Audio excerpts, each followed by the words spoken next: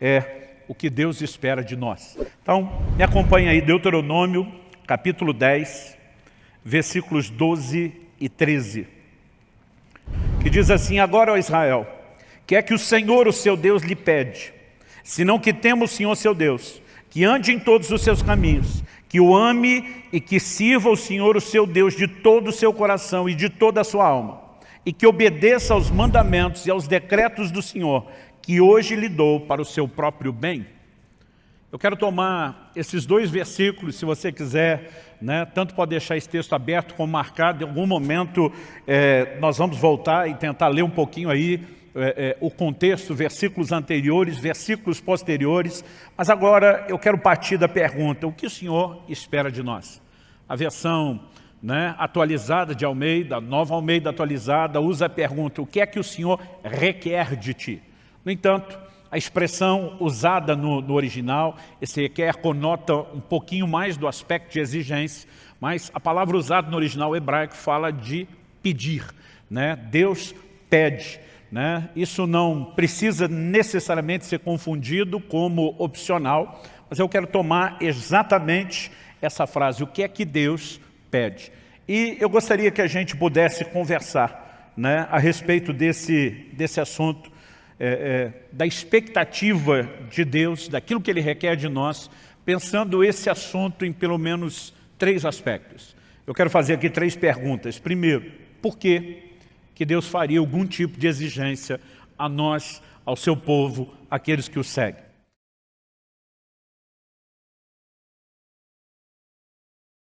Segundo lugar, o que exatamente Deus requer de nós?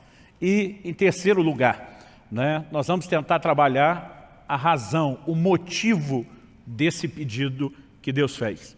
Então, acredito que olhando para o próprio texto, nós podemos entender que o fato de Deus fazer exigências, e não apenas nos colocar numa posição onde a gente pode pedir algo a Ele, mas Ele também pedir a nós, precisa nos ensinar algo.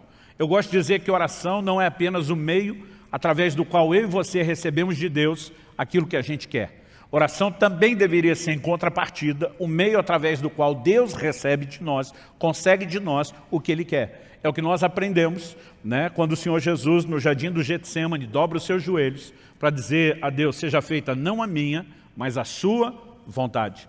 Muitas vezes nossa vontade pode entrar em rota de colisão com a vontade de Deus. E nós precisamos entender que o ambiente de oração, o mesmo ambiente onde nós podemos pedir a Deus e conseguir de Deus algumas coisas que queremos, também deveria ser um ambiente de rendição, onde Deus possa conseguir de nós aquilo que Ele quer. Isso significa que, seja na oração ou em qualquer outro aspecto do nosso relacionamento com Deus, nós temos que reconhecer que esse relacionamento é uma via de mão dupla. Nós precisamos entender que no relacionamento com Deus, nós temos não só direitos, mas nós também temos deveres. Hoje em dia eu vejo uma ênfase de um evangelho que ele promove, simplesmente anuncia o bônus. Não se fala muito a respeito do ônus, qual é o seu compromisso, quais são as suas renúncias, mas é fato que o relacionamento de Deus com o homem, desde o início da criação, quando Deus estabelece o primeiro casal no jardim, antes da queda, antes do pecado, nós vemos um posicionamento claro de um Deus que, por um lado, disponibilizou, ofereceu a eles direitos e disse: vocês podem comer de todas as árvores do jardim, usufruam de tudo isso porque é para o bem de vocês. Mas o Senhor faz uma restrição. Ele diz: mas da árvore do conhecimento do bem e do mal, vocês não podem comer. Então eles tinham direitos, mas eles também tinham deveres. E quando olhamos essa perspectiva, por mais que pareça um tanto quanto óbvia, eu acredito que ela não tem estado tão presente na forma de pensar dos crentes de uma forma geral. Muitas vezes olhamos para Deus como aquele que tem um compromisso de nos abençoar, de fazer aquilo que nós queremos, e afinal de contas é por isso que a maioria acaba se disponibilizando, pelo menos no início, antes de ter tanto entendimento ou maturidade, a andar com Deus, porque vê o lucro de um Deus que vai atendê-lo. No entanto, à medida que crescemos no entendimento da palavra, precisamos entender que há não apenas direitos, mas também deveres. Essa via de mão dupla com direitos e deveres, ela tem por trás de si uma lógica. E acredito que um dos elementos que a gente possa colocar aqui nessa conta é reconhecer que o homem tem o privilégio de viver com Deus é classificado na Bíblia, na sua palavra, como uma aliança. E a aliança envolve compromisso das duas partes, nunca de uma parte só. Depois Deus tirar a nação de Israel do Egito, debaixo do domínio de Faraó, da escravidão na qual viviam, ele faz isso com um projeto muito claro, levá-los a uma terra prometida, e assim que saem e param no Monte Sinai, observe o que é que Deus manda Moisés falar para eles. Êxodo, capítulo 19, do versículo 3 até o 6, diz assim: Moisés subiu para encontrar-se com Deus, e do monte o Senhor o chamou e lhe disse: assim você falará à casa de Jacó e anunciará aos filhos de Israel: vocês viram o que fiz aos egípcios e como levei vocês sobre asas de águia e os trouxe para perto de mim. Agora, pois, se ouvirem atentamente a minha voz e guardarem a minha aliança, vocês serão a minha propriedade peculiar dentre todos os povos. Porque toda a terra é minha, e vocês serão para mim um reino de sacerdotes e uma nação santa. São essas as palavras que você falará aos filhos de Israel. Deus estava dizendo: eu tirei vocês do Egito, eu os trouxe sobre as asas da águia, eu tenho guiado vocês, eu tenho guardado vocês, eu tenho feito grandes coisas em favor de vocês, porque eu tenho um plano. Agora Deus está dizendo: se vocês querem ser a minha propriedade peculiar dentre todos os povos, que é o meu projeto, vocês têm que guardar a minha aliança. Em outras palavras, Deus está dizendo: nessa aliança não existe apenas um compromisso da minha parte com vocês, de intervir, de salvar, de redimir, de guiar, de proteger, mas precisa existir da parte de vocês um compromisso de guardar a minha aliança. Isso significa ouvir atentamente a voz do Senhor, andar em obediência a Ele. Então, nós vamos percebendo esse desenho. E, obviamente, quando a gente fala de uma via de mão dupla, de direitos e deveres, de compromisso das duas partes, embora a gente entenda uma parte desse aspecto do relacionamento que envolve o compromisso das duas partes, eu acredito que a gente pode não só não enxergá-lo de forma completa, como enxergá-lo de uma forma deficiente, incompleta. Nós precisamos entender que nesse relacionamento, Deus tem o direito de pedir e de exigir algo, não só porque além de direitos tem deveres, não só porque além de bônus tem ônus, não só porque a aliança requer o compromisso das duas partes, mas aquilo que deveria ser entendido como óbvio, nessa relação, Deus é o Senhor e nós somos seus servos. Embora haja compromisso das duas partes, não significa que nós estamos na mesma posição, naquele lugar de direitos iguais. Ele é Senhor. E senhorio implica no quê? Basicamente, em obediência, em submissão, em rendição. É por isso que em Lucas, no capítulo 6, no versículo 46, o Senhor Jesus diz: por que é que vocês me chamam Senhor, Senhor, e não fazem aquilo que eu mando? Ele está dizendo: é incoerente me chamar de Senhor. A palavra Senhor, a gente tem repetido isso aqui, era usada por um escravo quando ele se dirigia ao seu amo. A palavra Senhor significa dono, possuidor. Aquele escravo não tinha vontade própria, ele vivia para fazer a vontade do seu Senhor. Agora Jesus está dizendo: como é que vocês me chamam de Senhor, mas em vez de fazer a minha vontade, em vez de fazer o que eu mando, vocês decidem andar na sua própria vontade, fazendo apenas aquilo que vocês querem. Então, quando nós começamos a pensar esse desenho, acredito que isso nos ajuda a entender melhor o que é o relacionamento com Deus. Não estamos atrás de uma única intervenção de Deus ou outra, não estamos apenas atrás do favor do Senhor e do que Ele pode fazer de nós. Nós queremos o relacionamento, o pacote completo. Nós queremos interagir com Ele exatamente da forma como Ele espera de nós. Você pode dizer amém? Então, precisamos entender, pressupõe-se que Ele tem todo o direito de externar esse tipo de expectativa em relação a cada um de nós. A segunda coisa que eu gostaria que a gente pudesse pensar, de acordo com esse texto, é o que exatamente, especificamente, o que Deus requer de nós. Então, nessa pergunta que Deus, através de Moisés, faz à nação de Israel, e agora, ó Israel, o que é que o Senhor, seu Deus, lhe pede? Senão que tema o Senhor. Em primeiro lugar, ele destaca aqui temer a Deus. Você pode repetir isso comigo? Diga: temer a Deus. Mais uma vez, com gosto e vontade. Vamos tentar, planeja, junta força aí dentro de você, e diz comigo: temer a Deus. Ótimo. A segunda coisa, ele diz assim: que ande em todos os seus caminhos. Segundo lugar, diga comigo: andar em seus caminhos. E depois ele diz, e que ame e sirva o Senhor, seu Deus, de todo o seu coração e de toda a sua alma. Terceiro lugar, diga, amar e servir com intensidade. Então podemos repetir as três, diga, temer a Deus, andar nos seus caminhos, amar e servir com intensidade. Mas pastor, tem 4, porque o texto diz aqui, que obedeça aos seus mandamentos.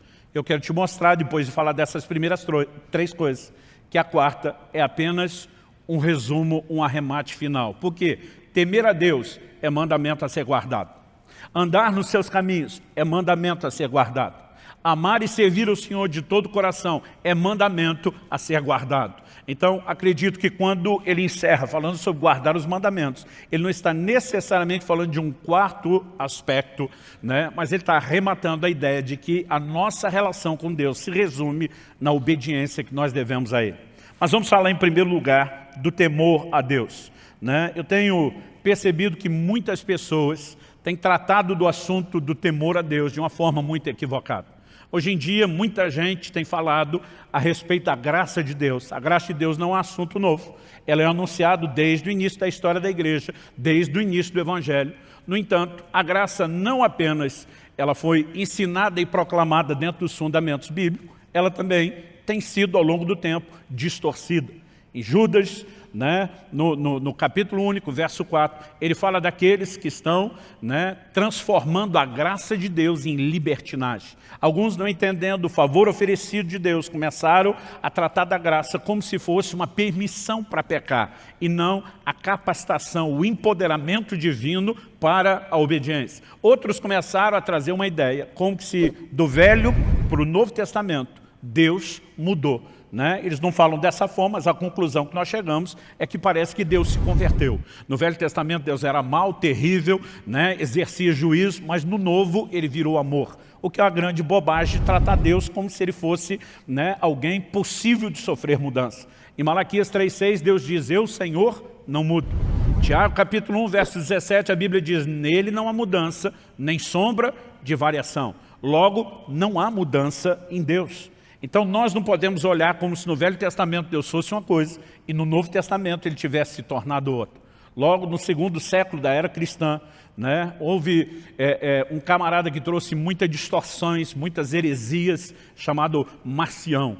E a gente brinca que até hoje existem os marcionitas, são aqueles, né, que acabam replicando o ensino dele, conhecendo ou não. Ele dizia que o Deus do Velho Testamento era um e o do Novo Testamento era outro. Né? No Novo Testamento ele não aceitava nem os evangelhos e o ensino de Jesus. Era só Paulo que tinha a revelação. E alguns parecem estar agindo assim. Eu tenho visto gente dizer, temor é coisa do Velho Testamento. E eu digo para alguns, eu acho que você não andou lendo o Novo Testamento. Né? Embora nós estamos partindo de um texto do Antigo Testamento, falando sobre temer a Deus, Atos 9:31 diz, assim a igreja tinha paz por toda a Judéia, Galiléia e Samaria, edificando-se e caminhando no temor do Senhor, e no consolo do Espírito Santo crescia em número. No mesmo ambiente onde havia temor de Deus, havia consolo do Espírito Santo. Nós precisamos entender que não são coisas excludentes, são coisas que se complementam. Paulo escreve aos Efésios e diz que nós devemos sujeitarmos uns aos outros no temor de Cristo. Então, o Novo Testamento fala de temor, temor estando na igreja, devendo estar na vida do cristão. Agora, essa palavra, a maior parte das vezes traduzida como temor no Novo Testamento, no original grego, ou é a palavra phobeu, ou a sua raiz, né, phobos. A gente conhece o termo fobia, que procede de lá, que significa medo. Né? A tradução dessa palavra, que muitas vezes aparece como temor, ela sugere tanto medo e receio, como também tem a conotação de respeito e reverência. Agora, eu olho para algumas pessoas e percebo que elas dão um ênfase na palavra, como se eu e você tivéssemos que viver aterrorizados em relação a Deus. Outros parecem tentar eliminar isso completamente, quase como se o respeito e a reverência não tivessem nenhuma ponta, nenhum aspecto de temor. E na verdade essas coisas meio que se misturam. Mas nós precisamos entender a necessidade de um equilíbrio, mesmo no uso dessa palavra. Por exemplo, em Efésios, no capítulo 5, o apóstolo Paulo começa a falar da relação entre o marido e a esposa e um paralelo da relação com Cristo e a igreja, a noiva, né, com quem ele vai se casar. E a Bíblia diz que o marido deve amar a esposa como Cristo amou a igreja, mas que a esposa deve submeter-se ao seu marido como a igreja deve submissão a Cristo. Mas no final, no versículo 33, final do capítulo e do arremate dessa ideia, o apóstolo Paulo diz assim, que a esposa respeite o seu marido. Efésios 5:33. A palavra traduzida ali, né, é phobeu, que a esposa tema o seu marido. O apóstolo Paulo estava falando de um tipo de relacionamento onde o marido literalmente, e não simbolicamente, mas literalmente tocava o terror em casa? Não, porque a Bíblia não se contradiz. Em 1 de Pedro, no capítulo 3, no versículo 7, a mesma Bíblia diz, maridos, vocês igualmente vivam a vida comum do lar com discernimento, dando honra à esposa por ser a parte mais frágil e por ser coerdeira da mesma graça da vida. Quando Deus fala do marido ter que honrar essa esposa, né, tratando-a como parte mais frágil aqui eu não creio que fala do aspecto físico, porque se embora o homem tenha mais força bruta para carregar peso, a gente perde de longe na resistência à dor. Eu sempre digo que se dependesse de nós os homens para dar luz aos filhos, a terra estava desabitada há muito tempo. Né? A gente serve para entrar na hora do parto, segurar a mão da mulher e ela ficar dizendo para a gente, vai dar tudo certo, meu bem, vai dar tudo certo. Além de dar luz, ela tem que confortar a gente. Mas eu acredito que a Bíblia fala muito mais do aspecto emocional. Né? Essa capacidade que muitas vezes a mulher tem de ser ferida emocionalmente, além da capacidade do homem mensurá-lo. Eu acredito que isso não é Deus tentando diminuí-la. Eu lembro que antes de casar, um dia a Kelly olhou para mim, falou, a gente estava conversando algumas coisas sobre o nosso futuro, após o casamento, ela olhou para mim e falou assim, pensa num vasinho daqueles de porcelana chinesa, daqueles bem fininhos que não pode nem apertar. Eu falei, pensei, ela disse, sou eu, é o que você está levando para casa. Né? E de vez em quando, né, se o meu comportamento começasse a ficar meio, né, viril demais, ela dizia, ó o vasinho de porcelana. Né? E o duro que eu tinha que acatar aquilo ainda pelo prisma da Bíblia. Né? Eu preciso honrar essa mulher. Então, como que Deus manda o marido tratar a mulher com tanta honra e distinção, mas manda ela ter medo? Nós precisamos entender que aqui é um equilíbrio de reverência, de respeito. Não que a pessoa do homem seja distinta, né? Não que ele, como pessoa, tenha mais valor, mas que dentro da funcionalidade do lar, o seu lugar de autoridade requer isso. Então, nós precisamos entender que há um equilíbrio. A palavra temor, ela nunca vai excluir totalmente essa questão do medo, mas ela não pode estar centrada só nela. Deve ser uma combinação entre um e outro. Pastor, o senhor está dizendo que a gente precisa ter medo da pessoa de Deus, né? Não é a pessoa, é a maneira como nos relacionamos com a pessoa. A mesma Bíblia que apresenta esse Deus, né, como amor, também apresenta esse Deus como justo. Nenhum atributo de Deus vai excluir o outro. E muitas vezes a ênfase de alguns desses pregadores da graça é porque Deus é amor, Ele não julga. Ele é tanto uma coisa quanto outra. Né? Em Romanos, por exemplo, no capítulo 13, no versículo 3, o apóstolo Paulo diz assim, porque os magistrados não são para temor quando se faz o bem, e sim quando se faz o mal. Você quer viver sem medo da autoridade? Faça o bem e você terá louvor dela. Basicamente, Paulo está dizendo que não precisa temer a autoridade, ele disse, se você se conduzir de forma correta, não precisa temê-la. Agora, se estiver fazendo errado, deve temer. Aonde está a ênfase do aspecto do medo? Se eu desobedecê-lo, as consequências de um Deus que é justo serão inevitáveis. Isso não significa que eu preciso ter medo de que Ele queira o mal. Esse é o mesmo Deus que desde a antiga aliança já dizia, eu é que sei os pensamentos que eu tenho acerca de vós, são planos de bem e não de mal, para vos dar um futuro e uma esperança. No entanto, esse mesmo Deus é chamado muitas vezes de um Deus terrível, né? Porque a consciência do quão correto e justo, ela deve encher o nosso coração de temor, pelo fato de que quando desrespeitamos os seus mandamentos, as consequências, elas virão. Vou falar sobre esse assunto de consequência daqui a pouco. Vamos voltar aqui para a ideia do temor. Eu acredito que devemos temer as consequências de não obedecer a Deus e não ter medo da sua pessoa. Mas a reverência que temos para com Ele é que esse Deus que é amor, que é a fonte de toda bondade, de toda misericórdia, Ele também é um Deus justo. O temor é parte daquilo que Deus espera de nós. Em Provérbios, no capítulo 9, no versículo 10, a Bíblia diz que o temor do Senhor é o princípio da sabedoria. né? Isso nos ajuda a nos conduzir de forma correta. Em segundo lugar, vamos falar aqui a respeito de andar em seus caminhos. O que significa isso? Essa ideia de caminho pressupõe um trilho pré-estabelecido. É o caminho de Deus, definido por Ele. Muitas vezes a palavra de Deus vai se referir, né, a pessoas que erraram, a pessoas que pecaram, falando de gente que escolheu o seu próprio caminho. Isaías 65, 2, por exemplo, diz isso. Todo dia estende as mãos a um povo rebelde, que anda por um caminho que não é bom, seguindo seus próprios pensamentos. Né? Quando Deus fala dos próprios pensamentos, Ele está dizendo, eles escolheram o seu próprio caminho, e esse caminho não é bom. Em outras palavras, Deus está dizendo que o homem rebelde escolheu o seu próprio trilho. No entanto, ao longo de toda a Escritura, Deus vai enfatizando essa questão do caminho.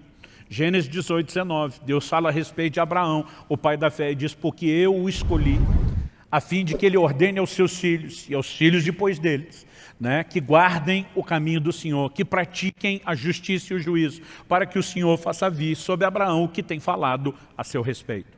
Quando entendemos que Deus estabeleceu um padrão, aliás, a gente precisa entender que desde da antiga aliança, o Velho Testamento, aquilo que se manifestaria em Cristo, já recebia esse tipo de adjetivo como uma referência ao caminho, não só a alegoria, mas até o adjetivo.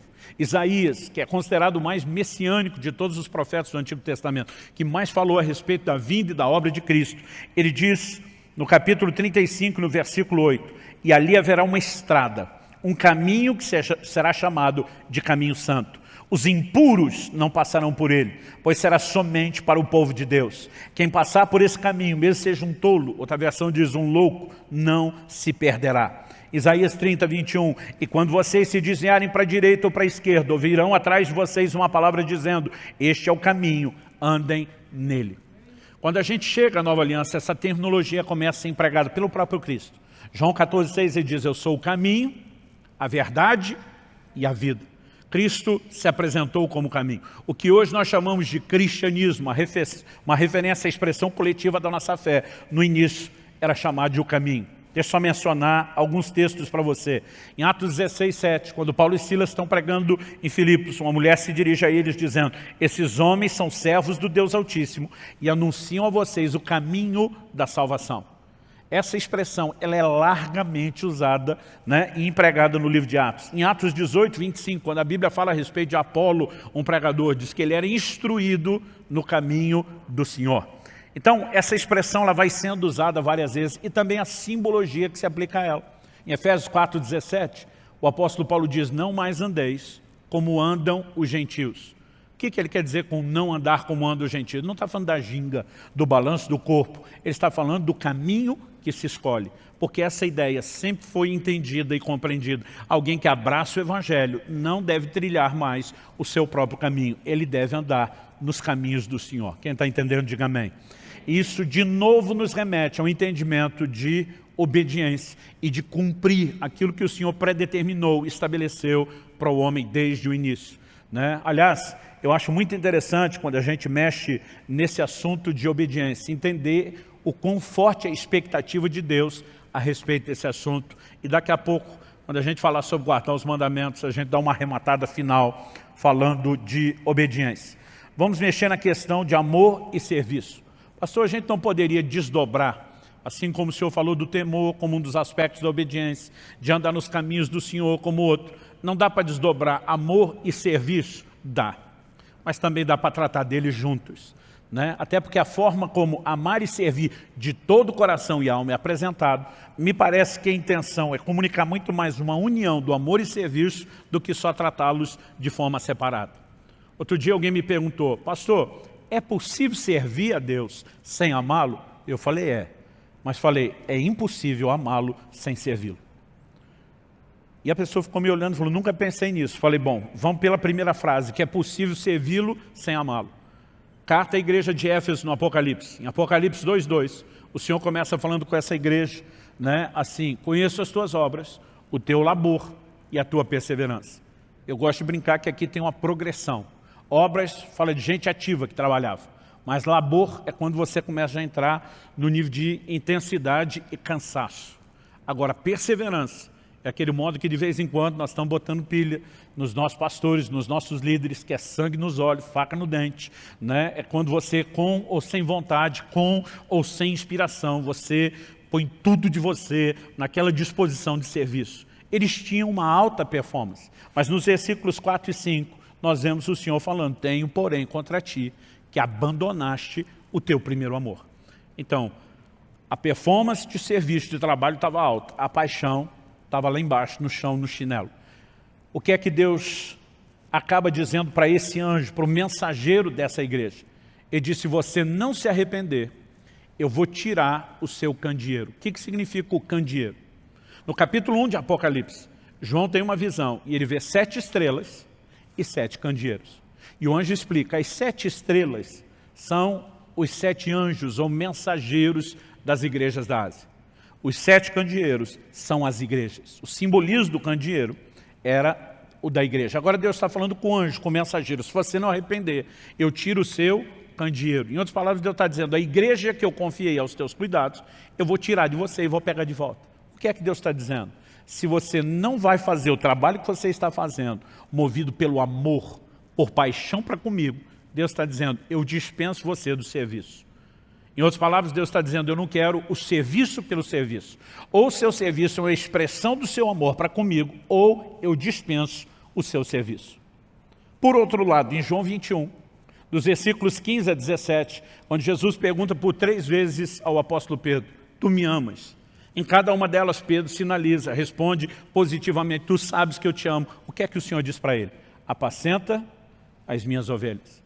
Em outras palavras, está dizendo, se você me ama, vamos manter isso não só na declaração, no nível verbal, mas vamos demonstrar isso, Pedro, com trabalho, vamos demonstrar isso com serviço. Então me parece que o critério de entrada para quem vai servir no ministério, trabalhar para Jesus, é que tem que amar. E a exigência para a saída é se faltar amor. Portanto, nós não podemos mera e simplesmente olhar para isso e dizer os assuntos estão desconectados. Mas embora seja possível servir sem amar, é impossível amar sem servir. O serviço deveria ser uma expressão do nosso amor. Quem está entendendo, diga amém. Mas pastor, eu não tenho a obrigação de trabalhar? Tem, mas não deveria trabalhar só com senso de obrigação. Deveria fazer isso com senso de prazer. Então vamos falar da obrigação sendo cumprida com senso de prazer? Há poucos meses atrás, Kelly e eu completamos 25 anos de casado. E tem uma ordem divina que rege o meu casamento. Né? A minha responsabilidade, o meu papel como marido. A Bíblia diz, maridos, amai as vossas mulheres. É um imperativo, é uma ordem. Deus não está dando uma sugestão, não é um hashtag fica a dica. Deus não está dizendo, ó, se um dia desse você estiver de bom humor, se a coisa estiver fácil, se tua mulher não estiver dando trabalho, se você puder amá-la, beleza, fico te devendo uma. É uma ordem. E se é uma ordem, nós precisamos entendê-la como tal. O que significa a disposição de amar não é mero sentimento espontâneo, é uma decisão. Então, eu sou obrigado a amar minha mulher. Eu não tenho opção. E não olhe para mim, vocês os maridos, como se fosse só eu obrigado, que vocês também são. Vocês solteiros que estão orando para casar, estão orando para entrar dentro da mesma obrigação. Agora é uma obrigação, nenhum de nós vai discutir isso, certo? Agora eu fico pensando, se cada manhã que eu acordo do lado da minha esposa, desses 25 anos, eu dissesse para ela, eu amo você, e quando aquele abrisse um sorriso de satisfação, atropelasse ela dizendo, fazer o quê, né? Deus mandou. Não tem opção mesmo. Não tem outra alternativa. Só me resta amá-lo, então estamos aqui para cumprir a obrigação. Eu fico imaginando se a gente ainda estaria casado. E se tivesse, qual seria a qualidade do matrimônio? Mas pastor, não é essa obrigação? É. E ela não sabe? Sabe. Então qual o problema de falar da obrigação? O problema é que ela não espere que eu a ame apenas com senso de obrigação. Se eu apenas cumprir o senso de obrigação, eu estou dizendo que o Deus que mandou é importante. Mas eu estou dizendo para ela, mesmo que não verbalmente, que ela não é importante. Agora, quando eu olho para ela e digo, eu sou obrigado a te amar, mas você me inspira a fazer isso. Você nunca fez com que isso fosse um fardo ou um peso. Você torna a minha obrigação leve, eu posso cumpri-la com alegria. Eu estou dizendo que não apenas o Deus que me mandou e obedeça é importante, mas que ela tem importância e valor para mim. Agora, vamos colocar isso diante de Deus. A gente diz, Senhor, eu vou servir o Senhor só para não me dar mal na eternidade, para não desobedecer e para não ficar sem galardão. Deus espera de mim e de você muito mais do que o senso de obrigação. É lógico que o temor precisa estar lá. O apóstolo Paulo dizia, ai de mim se não pregar o evangelho. Estou em rota de colisão com a vontade de Deus, em plena desobediência. Ele diz, eu tenho temor a ponto de dizer, ai de mim. Mas Paulo fazia isso só pela obrigação? Ele dizia, não. Para que eu não cumpra só com a obrigação.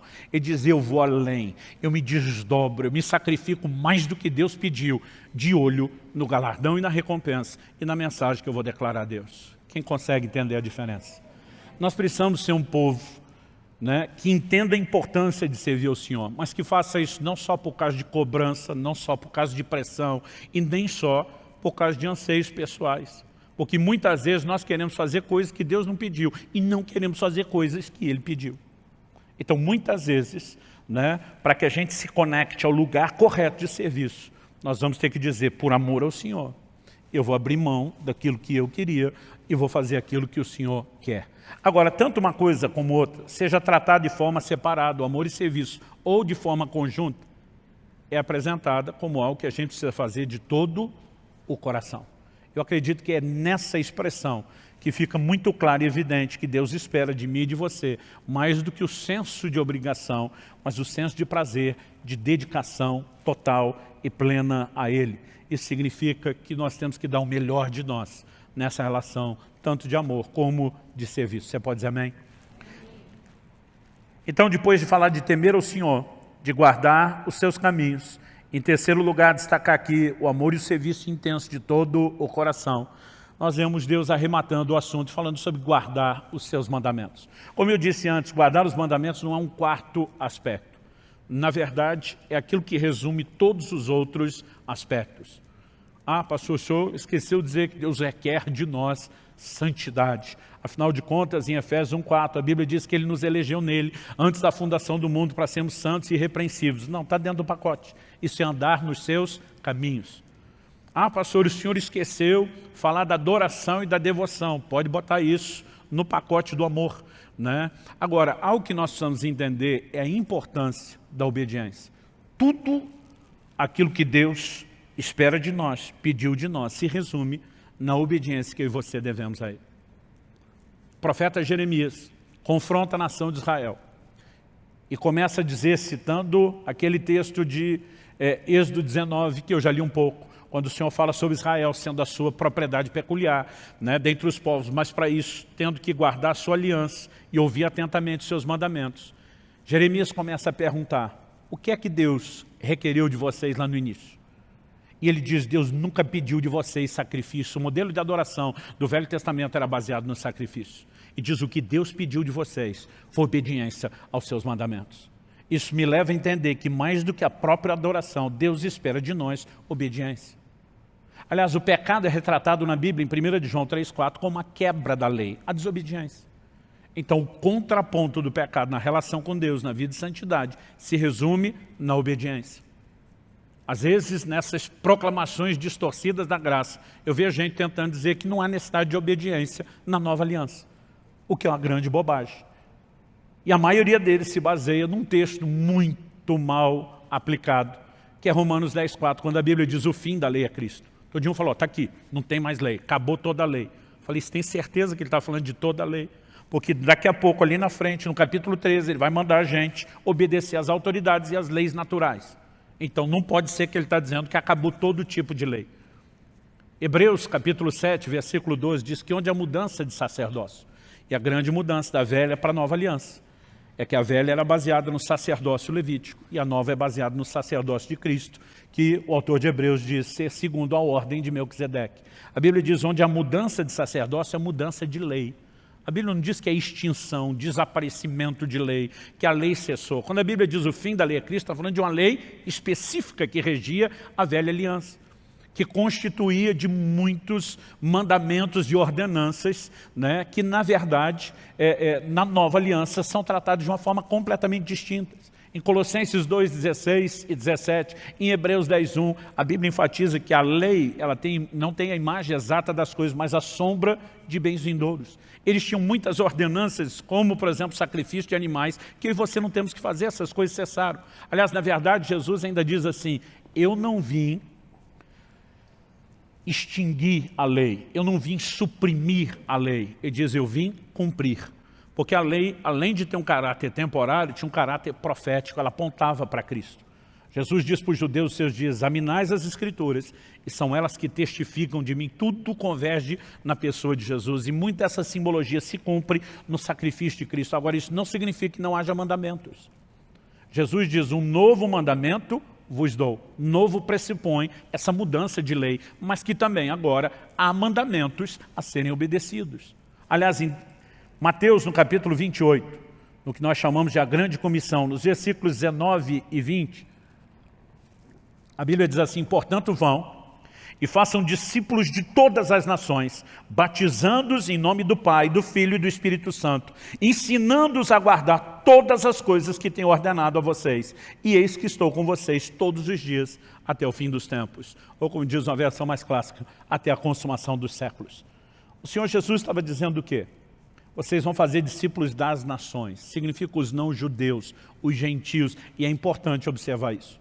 Porque eu vejo muita gente hoje em dia, em nome de um discurso da graça, dizendo, né, que Jesus, né, veio para ensinar os judeus. Como se aquilo que ele ensinou não se aplicasse a nós. Como se a revelação da nova aliança partisse apenas das epístolas dadas por meio dos apóstolos. O livro de Hebreus nos fala que a salvação foi inicialmente anunciada por Nosso Senhor e continuada pelos apóstolos. Quem começou a proclamar o Evangelho foi o próprio Cristo, e eles deram continuidade. Trouxeram mais informações, claro. Jesus não tinha ainda nem morrido, o que dizer ressuscitado. Ele diz, eu tenho muito que vos dizer, mas vocês não têm estrutura para suportar. A revelação seria progressiva, mas o Evangelho não mudou. E quando Jesus diz, vão e anunciem aos gentios, ele está dizendo, não limitem aquilo que eu ensinei somente aos judeus que me ouviram. Jesus nunca veio tentar deixar o judeu da velha aliança, né, um judeu melhor, fazendo com que ele apenas cumprisse a lei. O tempo todo ele dizia, ouviste o que foi dito aos antigos, que era a lei de Moisés. Ele dizia, eu porém vos digo, mostrando que ele trouxe mandamentos. O Novo Testamento fala da lei de Cristo, fala dos seus mandamentos, e nós devemos a ele obediência. A obediência já foi requerida no Éden, antes de ter lei de Moisés. A obediência foi requerida durante a lei de Moisés. A obediência continua sendo requerida na nova aliança. A obediência é o cerne do nosso relacionamento com Deus. Quem está entendendo, diga amém. Então, temer a Deus envolve a decisão de ser consequente, não brincando com os seus mandamentos e nem com as consequências ruins de não obedecê-los. Por exemplo, o Novo Testamento nos adverte, em Hebreus 12, 16, dizendo, cuidem para que não haja nenhum impuro ou profano como foi Esaú, o qual por um prato de comida vendeu o seu direito de primogenitura. Quando a Bíblia está dizendo, cuide para que não haja nenhum no meio de vocês como Esaú, está dizendo que esse comportamento pode ser repetido. Pode ser repetido nos nossos dias, pode ser repetido por um de nós. E que tipo de comportamento foi esse? O de um inconsequente. Alguém que por um prazer momentâneo não considera o valor e a continuidade, a permanência daquilo que Deus oferece. Agora, está falando de alguém, né, que não consegue avaliar os valores do que é espiritual, o que é natural, né, e nem as consequências de tomar esse tipo de decisão. Temor a Deus, eu creio que ele envolve a decisão de ser consequente. É não apenas fugir da punição, é fugir de ferir o coração de Deus. Quando a mulher de Potifar está dando em cima de José, José não diz para ela, olha, infelizmente a senhora não faz meu tipo. Né? Ele olha para ela e diz, como cometeria eu tamanha maldade contra Deus? José estava admitindo, a coisa pode ser interessante aqui, no nível de um desejo carnal, mas seria uma violência ao coração do meu Senhor, aos seus valores, aos seus mandamentos. E José olha para ela e diz, estou fora, e despacha a dona. Então nós precisamos entender que o temor a Deus nos leva a viver nesse lugar de consequência. Andar aos caminhos aponta para essa sujeição a quem sabe o que é melhor para nós. Nós precisamos olhar para Deus dessa forma. Eu lembro quando eu era criança e meus pais estabeleciam determinadas, né, proibições, a sensação que eu tinha era de o quanto eles eram injustos e queriam cortar o meu barato. Mas quando você amadurece, se cumpre aquela profecia paterna, um dia você vai me entender. Você enxerga as coisas sob outra perspectiva. Você acha que alguma vez, quando meus filhos eram crianças, eu deixava eles brincar com faca, com vidro, com qualquer coisa que pudesse machucar? Claro que não. Agora, você acha que no momento eles me entendiam e eu nem esperava que entendessem. Mas eu sabia que um dia eles compreenderiam que toda restrição que foi estabelecida por amor. O relacionamento com Deus precisa ser baseado na fé de um Deus que está acima de qualquer suspeita. Por favor, diga amém. Nós costumamos dizer que o primeiro pecado lá no Éden foi a desobediência. Mas vou concordar com as palavras do meu amigo pastor Marcelo Jamal, que diz que o primeiro pecado foi a incredulidade. Porque o que levou o homem a desobedecer a Deus foi colocar em xeque o que Deus falou. A serpente, a chamada em Apocalipse antiga serpente como sendo o diabo e Satanás, traz um questionamento ao coração de Eva dizendo o seguinte: não, é que Deus sabe que no dia que você comer da árvore do conhecimento do bem e do mal, vocês vão ser como ele. O que Satanás estava insinuando? Deus não quer o melhor para você. Deus está limitando você. Deus está roubando de você não apenas prazeres, como privilégios, benefícios. E colocar em xeque a intenção de Deus é que leva o homem à decisão de então não respeitar aquilo que ele estabeleceu. O Novo Testamento nos mostra uma preocupação de Paulo dizendo: eu temo que vocês possam se comportar da mesma forma como Eva diante da serpente, colocando em xeque aquilo que Deus falou. Agora, quando nós entendemos que Deus de fato quer o nosso melhor, nós conseguimos andar nos seus caminhos, não só com o senso de obrigação, mas com a confiança e o descanso de que aquele que determinou para nós limites sabe exatamente por que fez isso. E com certeza, no final das contas, e esse é o último ponto que nós vamos explorar aqui, ele está interessado no nosso melhor. E por último, quando falamos sobre amar e servir a Deus, lembrar que isso são obrigações a serem cumpridas com senso de prazer. Mas eu quero terminar aqui com uma última pergunta. Qual a razão desse pedido que Deus nos fez? Quando ele diz à nação de Israel: o que é que o Senhor pede de vocês? Ele diz que temam o Senhor, que andem nos seus caminhos, que o amem e o sirvam de todo o coração, guardem os seus mandamentos. Ele termina no final do verso 3 dizendo: para o seu próprio bem. Em outras palavras, ele sinaliza: isso não é algo que vai beneficiar a Deus. Deus não vai ficar melhor na fita se o povo dele estiver mais bem comportado. Deus não tem necessidade de absolutamente nada que eu e você possamos fazer ou oferecer a ele. Aliás, em Atos 17, na pregação de Paulo, lá no Areópago, em Atenas, ele faz a seguinte afirmação, versículos 24 e 25 de Atos 17. O Deus que fez o mundo e tudo o que nele existe, sendo ele Senhor do céu e da terra, não habita em santuários feitos por mãos humanas, nem é servido por mãos humanas, como se precisasse de alguma coisa. Então, ele não precisa de nada. Aliás, Paulo termina dizendo assim: pois ele mesmo é quem a todos dá a vida, a respiração e tudo mais. Basicamente, Paulo diz: Deus não precisa de você, você é que precisa dele. Sua subsistência é que depende dele, não a dele de você. Então, a única razão para Deus nos pedir isso não é porque ele tenha necessidade, não é que ele precise do meu temor, da sua disposição de andar nos seus caminhos, da nossa decisão de amá-lo e servi-lo de todo o coração. É porque ele está interessado no nosso próprio bem. E quando age dessa forma, aliás, eu tinha dito no início para vocês deixar o texto reservado lá de Deuteronômio. Se você puder voltar em Deuteronômio 10.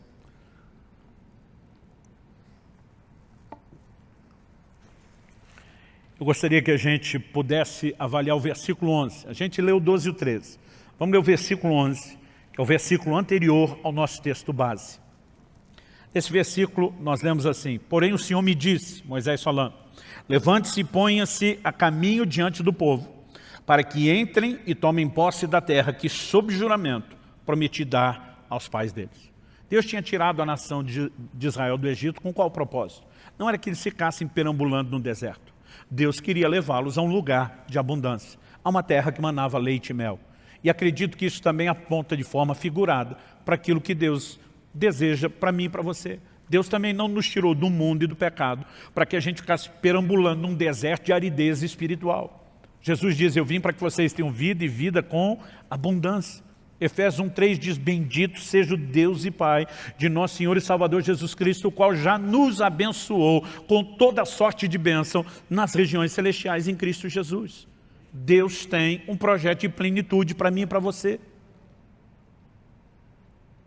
Eu sinceramente esperava um amém, vou dar uma segunda chance para você. Deus tem um projeto de plenitude espiritual para mim e para você. Amém? Então assim, antes de tocar no que Deus requeria de Israel, ele já estava falando do lugar onde queria introduzi-los. Em outras palavras, Deus está dizendo, eu estou interessado no bem de vocês. Agora, o tempo todo ele advertia, mas se ao entrarem nessa terra, vocês não me obedecerem, em vez de ter a bênção, vocês vão sofrer as consequências da desobediência, que é a maldição, o juízo.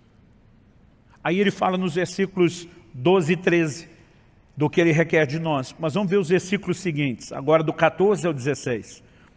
Depois de falar que queria introduzi-los na terra, do que ele requeria deles, temor ao Senhor, andar nos seus caminhos, amá-lo, servi-lo de todo o coração, que se resume na obediência. Ele diz assim, 14 ao 16, eis que os céus e os céus dos céus são do Senhor, o Deus de vocês. A ele pertence a terra e tudo o que nela há. Mas o Senhor se afeiçoou. Observe essa frase, se afeiçoou. Algumas traduções dizem amou. O Senhor se afeiçoou tão somente aos pais de vocês para os amar. E a vocês, descendentes dele, ele escolheu do meio de todos os povos, como hoje se vê. A conclusão no verso 16, portanto, circuncidem o coração de vocês e deixem de ser teimosos ou rebeldes. O tempo todo a sinalização é Deus ama vocês, Deus escolheu vocês, Deus tem um plano extraordinário para vocês. Essas exigências têm um único propósito, para que a gente não quebre os princípios, né, que podem nos conduzir a viver a plenitude do que Ele tem para nós. Eu gosto de repetir essa frase, se você quebrar os princípios, qualquer um dos princípios que Deus estabeleceu, o princípio vai quebrar você, qualquer que seja ele, haverá consequências. No entanto, Deus estava dizendo, circuncidem o coração, não seja rebelde. Em outras palavras, entra no prumo. Por quê? Deus está dizendo, porque dessa forma eu vou poder fazer o melhor para você. Quando a gente volta lá em Gênesis, na criação, Deus falando com o primeiro casal, a gente vê que o único motivo do Criador requerer alguma coisa da criatura era o bem dela mesma. O Senhor diz o seguinte, da árvore do conhecimento do bem e do mal, você não deve comer. Porque no dia em que comer, certamente você morrerá. Então Deus está dizendo, porque eu quero o seu melhor e não o pior. Eu estou te dizendo que o limite tem que ser respeitado para que você possa experimentar aquilo que eu quero.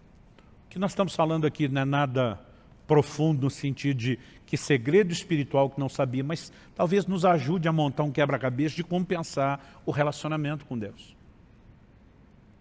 Então vamos resumir. É uma via de mão dupla.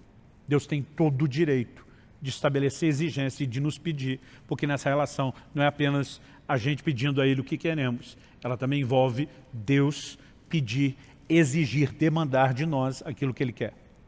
Nós precisamos entender exatamente quais são esses aspectos de obediência, mas a obediência como centro. Nós precisamos entender que o grande beneficiado da nossa obediência não é Deus.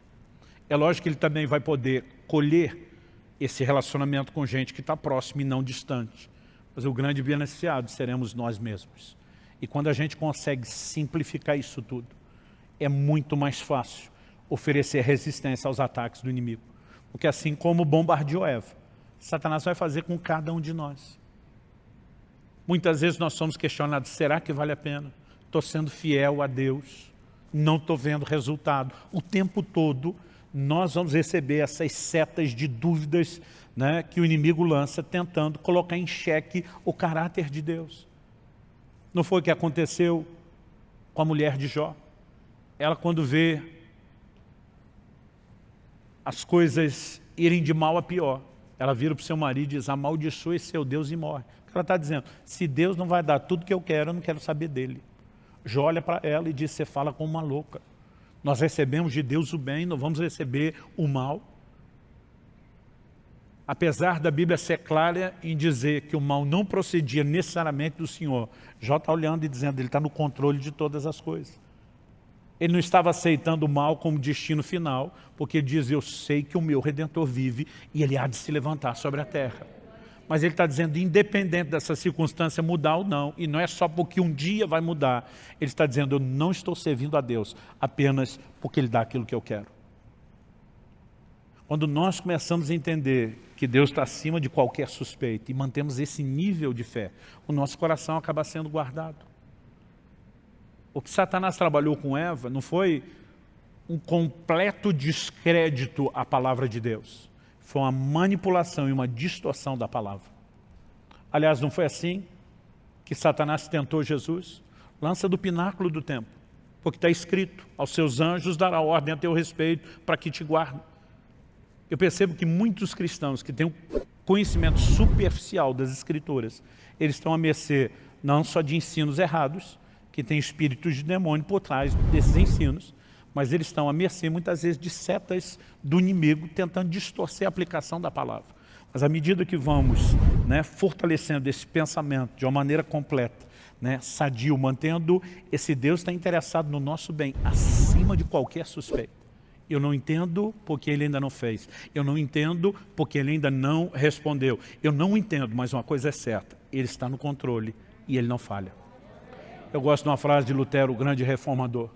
Ele diz, não conheço os caminhos pelos quais Ele me conduz, mas conheço bem o meu guia. Então podemos confiar nele, independente de entender os caminhos escolhidos ou não. Quando entendemos que no final das contas é tudo para o nosso bem, eu creio que o nosso coração começa a se blindar contra essa provocação do inferno, uma rebeldia ao controle e ao governo de Deus. Eu espero, como eu disse no início, isso não serve apenas para o ano de 2021. Os princípios bíblicos que abordamos aqui são atemporais. Mas nesse início de ano, logo nesses primeiros domingos, eu espero que você, em vez de apenas externar para Deus o que é que você espera dele, que você também abra o seu coração para entender o que é que Ele espera de você. O que é que o Senhor requer de você. Que você o tema. Que você ande nos seus caminhos. Que você o ame e o sirva de todo o seu coração. Porque isso tudo se resume na obediência de um Deus que quer o seu melhor. Que estabeleceu um caminho de mão dupla, não porque Ele queria tirar mais do que dar, mas queria nos ensinar que o compromisso é das duas partes, sem que nunca a gente perdesse de vista o interesse dele em nós, o seu amor. Romanos 8,32 diz, se Deus não poupou, nem mesmo ao seu próprio Filho, antes o entregou por amor de nós, como não nos dará juntamente com Ele, com Jesus que já foi dado, todas as coisas? A Bíblia fala de um Deus que está disposto a qualquer coisa. Isso não significa que Ele não tenha planos, que Ele não tenha um propósito, que Ele não tenha caminhos personalizados, mas a intenção do fato de Deus querer o nosso bem nunca pode ser questionada. Nossa fé precisa ser firmada nisso. Você acha que não passou na cabeça do José, lá naquela prisão, naquele calabouço? E aí, José, valeu a pena você ter descartado a dona lá, a mulher de Potifar? Ela se vingou de você. Onde é que você veio parar? Por um instante, José, por um tempo, por alguns anos, José esteve na prisão. Mas esse não foi o seu destino final. 1 Samuel 2,30 diz que Deus honra aqueles que o honram, mas os que o desprezam serão desprezados. Como você quer determinar o seu relacionamento com Ele? Eu escolho honrá-lo.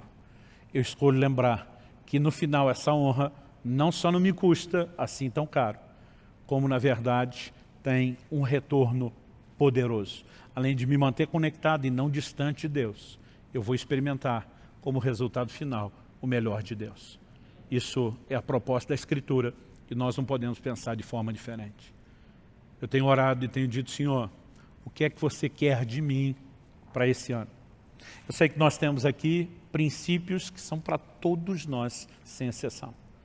Mas muitas vezes Deus pode trazer algo que é personalizado, que é só para você. Eu já tive anos onde eu li a Bíblia várias vezes. Já tive anos onde no ano todo eu li a Bíblia uma vez só. Eu já tive anos onde eu estudei como nunca. 2020, Deus mandou reduzir drasticamente as viagens. E um dos propósitos era não só produzir, mas crescer. E nós precisamos, né, não apenas dizer para Deus quais são os nossos alvos. Nós precisamos orar, buscar de Deus o Espírito Santo. Eu quero entender, mesmo que isso não vier de forma imediata, mesmo que não vier com toda clareza, mesmo que eu não ouvi uma voz do alto, eu quero entender aquilo que o Senhor quer de mim. Sem contar essa disposição. Você consegue imaginar se cada um de nós, não apenas os que compõem a comunidade Alcance aqui de Curitiba, se cada um de nós no corpo de Cristo decidisse atender o que Deus espera de nós e dessemos a Ele, né, o temor do nosso coração, a disposição de andar nos seus caminhos, a decisão de amá-lo e servi-lo de todo o coração, dizendo obediência ao trilho, porque entendemos, né, que não é uma via de mão única, mas também ao mesmo tempo cheios de expectativa, de fé, num Deus que é o nosso melhor. Você consegue imaginar o que a igreja brasileira não faria nessa nação? Então a pergunta é, por que não temos feito? E eu não estou aqui para julgar você. Talvez você seja novo na fé. Talvez você esteja no início da caminhada tentando entender e processar as coisas. Talvez você diga, pastor, eu sou, como diz a turma aí, já macaco velho. No entanto, andei dando bobeira. Não vim aqui te apontar o dedo ou jogar pedra em você. Eu creio que o próprio amor desse Deus, que quer o seu melhor, te dá a oportunidade de conserto, te dá a oportunidade de arrependimento, de ajuste. E eu gostaria que nós terminássemos com um momento de oração. Aí onde você está, sentado, né? Sentado mesmo. Eu quero que você coloque diante de Deus a sua vida. Eu quero que você comece a falar com o Senhor. Eu quero que você, de fato, se pergunte. Você tem entregado a Deus o que Ele pede, o que Ele requer de você? Talvez você diga, pastor, eu acho que eu estou no time que respondo sim. A pergunta é, qual o nível? Porque muitas vezes nós estamos amando e servindo, mas não de todo o coração. Às vezes nós estamos temendo de uma forma meio parcial, relativizada.